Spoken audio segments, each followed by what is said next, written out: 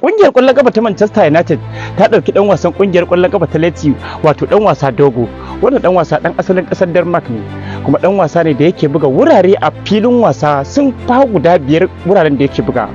Yana buga wato tsaron baya, sannan yana buga tsakiya, sannan kuma yana buga tsaron baya daga gefe. Babu shakka ƙungiyar ƙwallon ƙafa ta Manchester United za ta mori wannan ɗan wasa ta fuskoki daban-daban.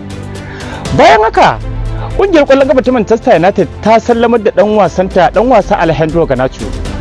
Ƙungiyar ƙwallon ƙafa ta Tottenham ta shiga cikin zuwarcin bayan da ƙungiyar ƙwallon ƙafa ta Chelsea ta tabbatar da cewa za ta iya fidda maƙudan kuɗi har fam miliyan 97 akan wannan ɗan wasa.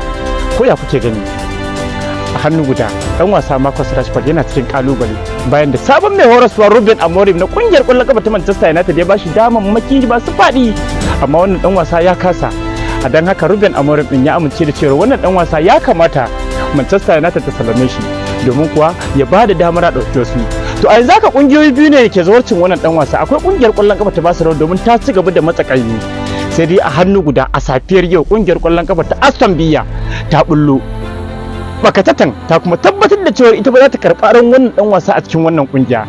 Bayan haka, ko kun san dan wasa Heaven na kungiyar ƙwallon kafa ta Arsenal ya ki sabunta kwantiragin sa a cikin wannan kungiya, ya ce shi fa Allah ka tafar kungiyar ƙwallon kafa ta Manchester United zai tafi, wanda kuma dan wasa ne da kungiyar ƙwallon kafa ta Arsenal tare ne tun yana karami, yanzu kuma ya tasa, ya ce shi fa idan kungiyar ƙwallon kafa ta Manchester United.